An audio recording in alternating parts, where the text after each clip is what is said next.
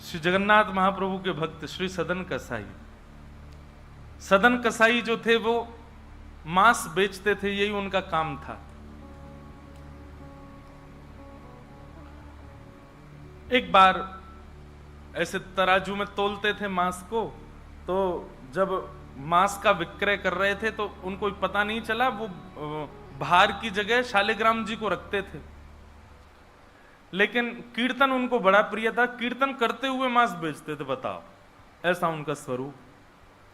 एक बार एक महात्मा वहां से निकल रहे थे, तो महात्मा ने जैसे ही देखा, वो तो देखते ही पहचान गए, मुंह पे कपड़ा रख करके जा रहे थे, तो देखा कि ये तो शालिग्राम जी हैं। तुरंत, अरे तुम क्या कर रहे हो, बहुत बड़ा पाप है, ये तो साक्षात शालिग्राम जी हैं। उसने कहा महाराज मुझसे गलती होगी, मुझे तो पहचान है नहीं। बोले लाओ इनको मुझको दो। शालिग्राम जी ले लिए महाराज, जाकर के शुद्ध नदियों के जल से स्नान कराया, पंचामृत स्नान कराया, इत्र लगाया, चंदन लगा करके चांदी के सिंहासन पर बैठा के माला पधरा दी, ठाकुर जी का कीर्तन, बढ़िया खीर बना के भोग लगाई, और खूब रोए महात्मा। बोले कि नाथ आप भी कहां के कसाई के यहां बैठे थे, अब आप विराजो, प्रेम से रतन सिंहासन पर विराजो।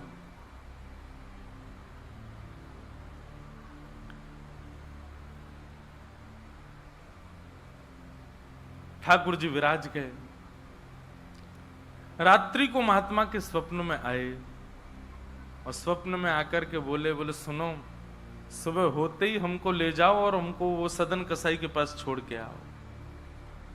महात्मा बोले वहां प्रभु मांस बेचता है, वो आपको तोलता है, तोलने के लिए भार बना करके रखता है, आप उसके यहां क्या करेंगे। ठाकुर जी कह रहे हैं हम जितना कह रहे हैं उतना करो बस। बोले नाथ ये तो वेद विरुद्ध हो जाएगा, ये तो शास्त्र विरुद्ध हो जाएगा, मैं आपको कैसे वहां छोड़ के आ सकता हूं। आपको वहां क्या सुख मिल रहा है, वो शुद्ध नहीं, पवित्र नहीं, उसका स्थान अच्छा नहीं, मांस विक्रय करने वाला व्यक्ति, महापापी व्यक्ति, वहां क्यों जाना है आपको। ठाकुर जी बोले कहीं पर हमको स्नान करने में सुख मिलता है, कहीं हमको सिंहासन पर बैठने में सुख मिलता है, कहीं भोजन करने में सुख मिलता है, कहीं माला पहनने में सुख मिलता है, सदन कसाई के हमको लुढ़कने में सुख मिलता है। उसके तराजू में जब वो तराजू से तोलता है तो हम इधर उधर लोटपोट होते हैं, हमको उसमें बहुत आनंद आता है, हमको छोड़ के आओ उसके पास ही। और वो मांस विक्रय करता है, चलो जो भी है, लेकिन जब उसके यहाँ तोला जाता है और वो तोलते समय हम लुढ़कते हैं तो वो कीर्तन गाता है, वो मुझे बहुत अच्छा लगता है, मुझे उसके पास छोड़ के आओ। न जाने कौन से गुण पर दयानिधि रीझ जाते। कभी कभी हमको ऐसा लगता है कि कुछ ना कुछ करते रहो बंधुओं, किसी से तो रीझ जाएंगे ठाकुर जी, कभी तो रीझेंगे, कभी तो उनको कोई ना कोई चीज तो भाएगी हमारी। इसलिए आशा मत छोड़ो, लगे रहो, कुछ ना कुछ करते रहो। पर एक बात, चतुराई से नहीं, जान करके नहीं, बिना जाने भोले बनकर, सहज बनकर के करते रहो, ना जाने किस भाव से रीझ जाए। सदन कसाई के पास महात्मा वापस आ गए और आकर के शालिग्राम जी देने, सदन कसाई बोलो नाथ यहां क्यों ले आए इनको दोबारा, यहां तो मांस बिकता हूं मैं, बहुत गंदा स्थान है ये। बोले धरो इनको अपने पास ही। ठाकुर जी रात में स्वप्न में आकर के कह के गए कि उनको तुम्हारे संग ही रहना है। मुझे कथा पढ़ते समय लग रहा था सदन कसाई की क्या स्थिति हुई होगी जब महात्मा ने कहा कि ठाकुर जी ने स्वप्न में आके कहा कि उनको तुम्हारे पास ही रहना है। हाथ पांव कांपने लगे, नेत्रों से अश्रुधार गिरने लगे सदन कसाई के। मन में विचार करते हुए कहता है कि मैं इतना पापी, इतना गंदा इंसान, और ये ठाकुर जी मुझसे मिलने के लिए मेरे पास चले आए। मैं इनके लिए इतना भी नहीं कर सकता कि ये दूषित काम ना करूं। ज्यादा से ज्यादा क्या होगा, भोजन ही तो नहीं मिलेगा मुझे, धन ही तो नहीं कमाऊंगा, लेकिन इससे बड़ा और धन क्या चाहिए कि ठाकुर जी मेरे से मिलने के लिए व्याकुल हो रहे हैं। उसी समय सदन कसाई ने अपनी दुकान बेच दी, सब काम बंद कर दिया और बस अपने ठाकुर जी के लिए जीवन जीने लगा। आप मुझसे मिलने के लिए तड़प रहे थे नाथ, अब मैं तड़पूंगा आपसे मिलने के लिए, मैं आऊंगा आपसे मिलने के लिए। और निकल पड़े सदन कसाई जगन्नाथपुरी की ओर। पूछा लोगों से, कहां है पुरी? लोगों ने दिशा बता दी। बोले वहीं विराज रहे हैं जगत के नाथ, वहीं विराज रहे हैं साक्षात नंदन नंदन। एक बात बताएं बंधुओं, सतयुग, त्रेता, द्वापर, कलयुग, 4 युग हैं। सतयुग के पूज्य ठाकुर जी, अर्चनीय ठाकुर जी हैं श्री बद्रीनाथ भगवान। सतयुग के जितने भी लोग हैं उनकी मनोकामना पूर्ति हो, उनकी सिद्धि पूर्ति हो, उनकी अर्चना का केंद्र हो, उनकी साधना का केंद्र वो बद्रीनाथ ही है। सदन कसाई निकल पड़ा जगन्नाथपुरी की यात्रा पर।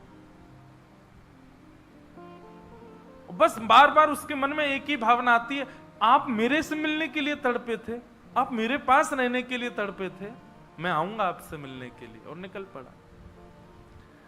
कीर्तन की टोलियां जा रही हैं, वैष्णव जन नाचते गाते हुए जा रहे हैं। जैसे जैसे वैष्णवों की टोलियां और कीर्तन की टोलियां निकलती हुई देखे सदन कसाई, उसका मन हो कि मैं भी चला जाऊं। तो जो लोग पहचानते थे वो लोग कह देते थे, अरे कसाई है ये। तो सब लोग उसको कहते, भाई तुम हमसे दूर चलो, हमारी टोली में चलोगे, हमारे संग बैठ के खाओगे पियोगे, हम सब अपवित्र हो जाएंगे।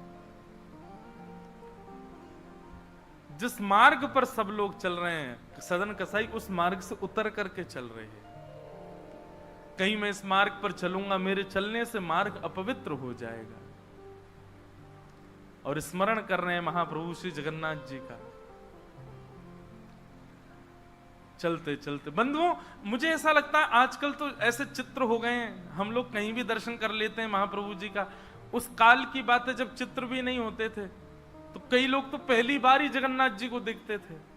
कैसा स्थिति होती होगी उन लोगों की, कैसा भाव रहता होगा उन लोगों का। सदन कसाई चलते जा रहे हैं, एक मार्ग से उतर करके चल रहे हैं, निष्ठुर मार्ग पर चल रहे हैं और बस स्मरण कर रहे हैं श्री जगन्नाथ महाप्रभु का। चलते चलते चलते एक नगर में पहुंचे। रात्रि का समय हो गया, शाम का समय हो गया। तो एक भवन बना था, घर बना था, उसी के बाहर ही सदन कसाई बैठ गए। सदन कसाई का रूप बहुत सुंदर था। नेत्र, उनके केश, उनके मुख की आकृति, उनकी भुजाएं बहुत सुंदर थे। भले ही कसाई थे पर सुंदर थे। तो जिस भवन के बाहर बैठे वहां भवन की अंदर एक गृहिणी वो निकल करके बाहर आई और उसने जैसे ही सदन कसाई को देखा उसका मन आ गया उन्हीं के ऊपर। शाम का समय, सदन कसाई को लोभ देने लगी और उसने इशारा करके कहा कि भीतर आ जाओ। तो सदन कसाई ने उसकी ओर देखा और उनके मन में तो बस जगन्नाथ जी बैठे हैं, कोई ऐसा भाव तो दूषित था नहीं। उन्होंने इशारा कर दिया, कुछ इशारा किया और उस इशारे को उस कन्या ने, उस महिला ने ऐसा समझा कि मानो ये कहना चाह रहे हैं कि तुम भीतर जाके पहले अपने पति का वध करो, तब मैं रहूंगा तुम्हारे साथ। और बंधुओं एक बात बताएं, विषय जब माथे पर बहुत तीव्रता से चढ़ता है ना, वासना जब बहुत तीव्र चढ़ जाती है, तो व्यक्ति ये भी विचार नहीं करता मैं क्या कर रहा हूं। वो कितनी भी कथाएं सुन रहा हो, कितनी भी कथाओं में जा रहा हो, पर विषय जब उसके हृदय में होता है तो वो बिल्कुल विवेक शून्य हो जाता है।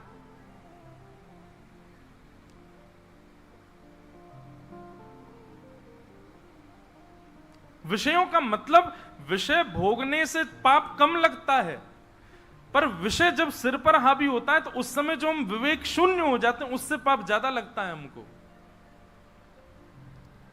विषय हावी हो गया उस माता के, भीतर जाके उसने अपने पति का वध कर दिया, मार दिया। और बाहर आकर के सदन कसाई से कहा, अब तो चलो, मैंने अपने पति को मार दिया, चलो मैं और तुम ब्याह कर लेते हैं। सदन कसाई बोला, देवी ये तेने क्या किया? मैंने तो नहीं कहा था कि तुम मारो। बोले, हो तुम झूठ बोलते हो, तुमने ही तो कहा था कि उसका वध कर दो तब रहूंगा। अब तुम्हारे पास एक ही रास्ता, या तो मेरे साथ रहो, नहीं तो मैं सबको बता दूंगी कि तुमने मेरे पति को मरवाया है। पर जिनके हृदय में श्री ठाकुर जी विराजमान हैं, उनको अन्य किसी के लोभ की इच्छा नहीं होती। उन्होंने कहा ज्यादा से ज्यादा मार दोगी मुझको और क्या बदनामी होगी, सब होगा, लेकिन मैं अपनी स्थिति से नहीं हट सकता। और उन्होंने अस्वीकार किया।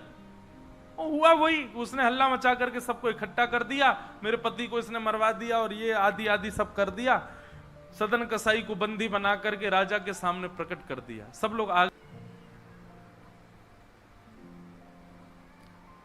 राजा के यहां उसको प्रस्तुत कर दिया, बंदी बना दिया। और बंदी बना करके कहा कि आप स्वीकार करते हैं कि आपने ये अपराध किया है इनके पति को मारने का? सदन कसाई कुछ नहीं बोला। बोले क्योंकि पक्ष तो पूरा उन्हीं की तरफ जाने वाला, मैं कितना भी मना करूं, मैं सफाई क्या दूंगा, मैं कैसे प्रस्तुत करूंगा, मैं विवाद कैसे करूंगा? वैष्णव का स्वरूप होता विवाद में नहीं पड़ता। वो चुपचाप खड़े रहे, बस मुस्कुराते रहे। बोले अब सत्य तो ठाकुर जी जानते हैं, मैं अब आपको कैसे बताऊं कि मैंने नहीं किया। मैं कहूं कि मैंने नहीं किया तो मेरे पास कोई प्रमाण नहीं है ना देने का कि मैंने नहीं किया। और प्रमाण देने के लिए, इकट्ठा करने के लिए, इतने प्रपंच में पढ़ने के लिए मैं नहीं निकला हूं। मैं तो जगन्नाथ जी से मिलने के लिए, आपको जो दंड देना है बस मृत्यु दंड मत देना, बाकी जो दंड देना है दे दो, मुझे जगन्नाथ जी का दर्शन करना है।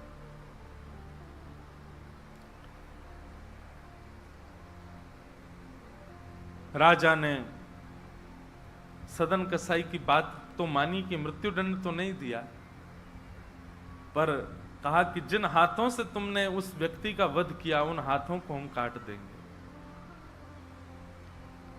सदन कसाई बोले मैंने एक बार एक कथा में सुना है कि श्री जगन्नाथ जी की भी भुजा नहीं है, लो काट दो।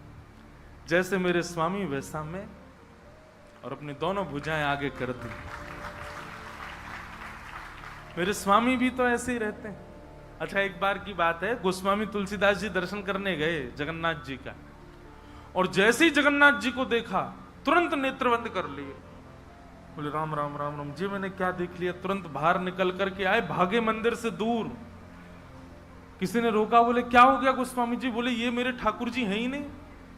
कैसे ठाकुर जी? इनकी तो आंख पिघल गई, मुख पिघल गया, हाथ पिघल गए, पैर है नहीं, ये मेरे ठाकुर जी कैसे? मैं तो अभी रात में तो कहीं नहीं जा सकता, पर सुबह होते ही चला जाऊंगा, मैं जीवन में कभी नहीं आऊंगा।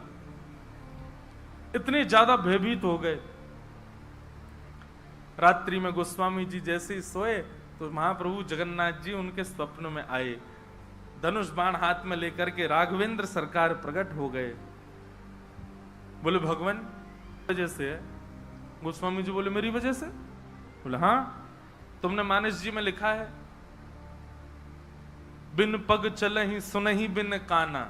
वो बिना पैर के चलता है परमात्मा, बिना कानों के सुनता है।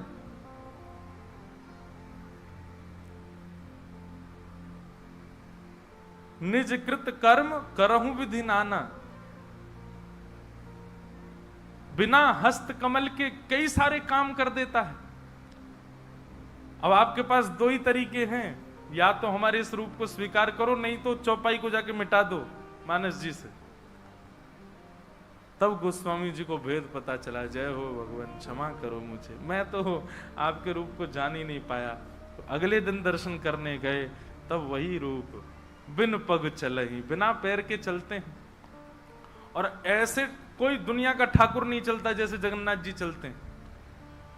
कोई भी ऐसा प्राचीन मंदिर आप बताओ जिसका ठाकुर निकल के बाहर आता हो, पूरे वैष्णवों के मेला के साथ में चल के जाता हो, एकमात्र श्री जगन्नाथ जी।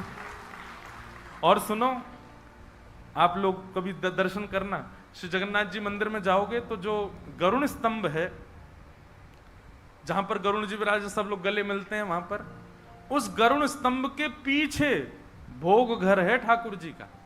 ठाकुर जी का जो प्रसाद है वो वहां रखा जाता है, गरुण स्तंभ के पीछे। और श्री जगन्नाथ जी कहां बैठे? भीतर गरुण स्तंभ वाला सभागृह, फिर उसके बाद एक सभागृह और है, फिर तीसरे गर्भगृह में वहां जगन्नाथ जी बैठे हैं। मतलब जगन्नाथ जी से और जगन्नाथ जी का जो भोग घर है, जहां पर भोग रखा जाता है, वो कितना दूर है? 1 2 3 तीसरी बेड़ी पार करके है। और आप कभी भी देखना, महाप्रसाद का भोग वहीं लगता है। ठाकुर जी को इतनी दूर रखा जाता है भोग, क्यों? बोले महाप्रसाद रखने के बाद में और मंदिर जब बंद हो जाता है थोड़ी बहुत देर के लिए, हम खुला भी रहे वैष्णव दर्शन करें, भोग घर का किवाड़ खोल देते हैं। इतनी दूर से ठाकुर जी कैसे भोग लगाते हैं? बोले आजान बाहु है ना, ऐसे भुजा करके ऐसे भोग लगाते हैं ठाकुर जी, लंबी लंबी भुजाओं से अपनी भुजाओं से भोग लगाते हैं। तो बिना हाथों के सब क्रिया कर रहे हैं, बिना कानों के सुन रहे हैं, बिना पैरों के चल रहे हैं। सदन कसाई ने अपने दोनों हाथ आगे किए और राजा के दूतों ने उनके हाथ काट दिए।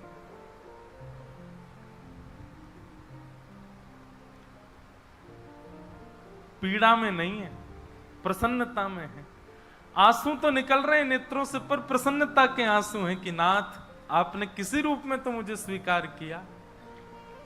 चलते जा रहे हैं, रक्त बह रहा है दोनों तरफ से। बस रास्ते में एक ही प्रार्थना कर रहे हैं, नाथ है तो ये शरीर ही, और यही माध्यम है मुझे आपके दर्शन का। इसमें जो ये पीड़ा हुई है, जो रक्त संचार हो रहा, रक्त जो निकल रहा है, बस इससे केवल ठाकुर जी इतना, बस इतना रक्त बचने देना भीतर कि मैं जगन्नाथपुरी पहुंच जाऊं, आपका दर्शन कर लूं, उससे पहले मेरे प्राण ना निकल जाए। और चलते जा रहे हैं। ऐसी लगन हमको कभी नहीं लग सकती बंधुओं, इस जन्म में तो नहीं लग सकती। हम लोग केवल बड़ी बड़ी बातें कर सकते हैं, बड़ी बड़ी बातें सुन सकते हैं, ऐसे प्रेमी हम जगन्नाथ जी के कभी नहीं बन सकते।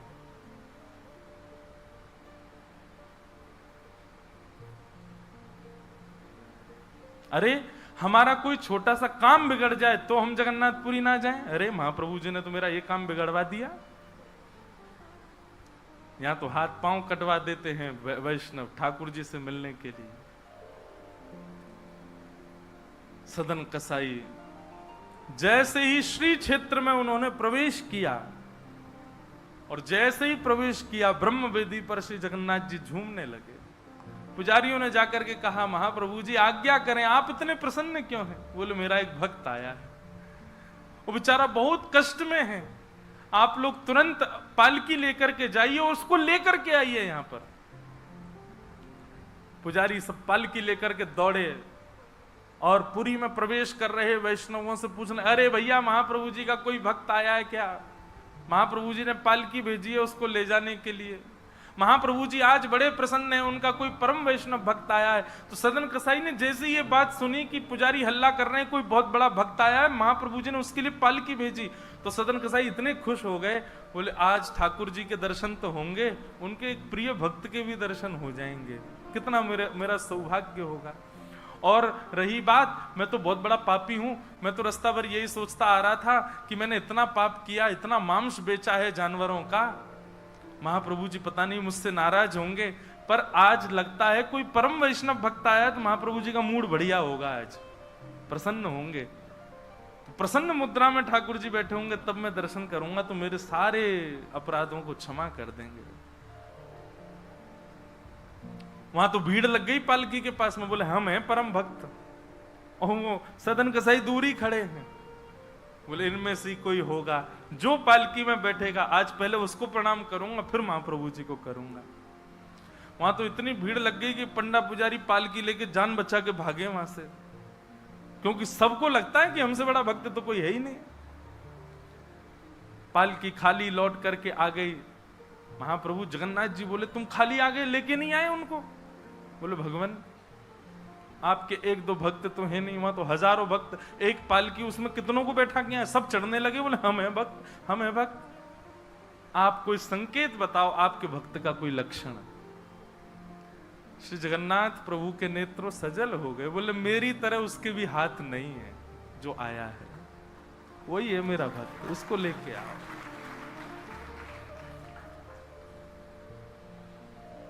पुजारी पालकी लेकर के दोबारा गए, देखा तो जब श्री क्षेत्र आया ना, तो श्री क्षेत्र आते ही अब सदन कसाई चल करके नहीं जा रहे हैं, दंडवत करते हैं, लेट जाते हैं और फिर लेट करके उठते हैं, फिर आगे बढ़ के फिर लेटते हैं, फिर उठते हैं, दंडवती परिक्रमा की तरह भीतर जा रहे हैं। उसमें भी भुजा नहीं है उनके पास में, लेटते हैं तो उठते कैसे हैं, ये देखने पर ही लोगों का हृदय द्रवित हो जाता है। और किसी से सहायता नहीं लेते। वो तो दूर चल रहे हैं ना, उस मार्ग पर ही नहीं चल रहे जहां सब चल रहे हैं। बोले कि मैं चलूंगा तो अपवित्र हो जाएगा मार्ग। एक सर्प के भांति जैसे रिगड़ के सर्प चलता है, ऐसे सदन कसाई आगे बढ़ रहे हैं। और प्रसन्न मुद्रा में मैं महाप्रभु जी से आज मिलूंगा। पुजारियों ने जाकर के जब उनकी स्थिति को देखा, कोई अपने नेत्रों के आंसुओं को रोक नहीं पाया। बार बार महाप्रभु जगन्नाथ जी को प्रणाम करें, कितने दयालु हैं नाथ, कितने कृपालु हैं आप। सदन कसाई को जाकर के पुजारियों ने उठाया, बोले चलो महाप्रभु जी ने तुम्हारे लिए पालकी भेजी। सदन कसाई बोले आपको कोई गलत सूचना मिल गई, मैं नहीं हूं वो भक्त जो इसमें। बोले नहीं तुम ही हो, ठाकुर जी ने आज्ञा करके भेजा है। सदन कसाई बोले अगर मैं पालकी में बैठा तो मेरे अभी प्राण निकल जाएंगे, आप सबसे प्रार्थना है मेरी, मैं महाप्रभु जी की आज्ञा स्वीकार करता हूं, मैं आपके संग चल दूंगा, लेकिन पालकी में नहीं बैठ सकता। चलने लगे, बस इसी बात से प्रसन्न है कि महाप्रभु जी ने मुझे स्वीकार तो किया। और जैसे ही सिंह द्वार पर पहुंचे और दंडवत करते ही जैसे ही श्री पतित पावन भगवान, सिंह द्वार पर ही श्री पतित पावन भगवान है, बाहर ही उनका दर्शन हो जाता है। उनको देखा, देखते ही बोले ये पतित पावन भगवान है, श्री जगन्नाथ जी के ही समरूप हैं, पहले इनका दर्शन करते हैं फिर जगन्नाथ जी का दर्शन होता है। जैसे ही दंडवत किया, अभी तक तो उनको ग्लानि नहीं थी कि मेरे हाथ नहीं है, पर अब दंडवत करते समय उनको तनिक एक ग्लानि सी हुई, काश मेरे हाथ होते तो मैं भी ऐसे दंडवत करता, दोनों भुजाएं आगे कर लेता। और इस भाव से जैसे जो शेष भुजा थे थोड़े से, उनको आगे करके रुदन करने लगे सदन कसाई। इतने में ही उनके भुजा निकल करके आ गई और ठाकुर जी ने भुजा प्रदान करके उनके दंडवत को स्वीकार किया।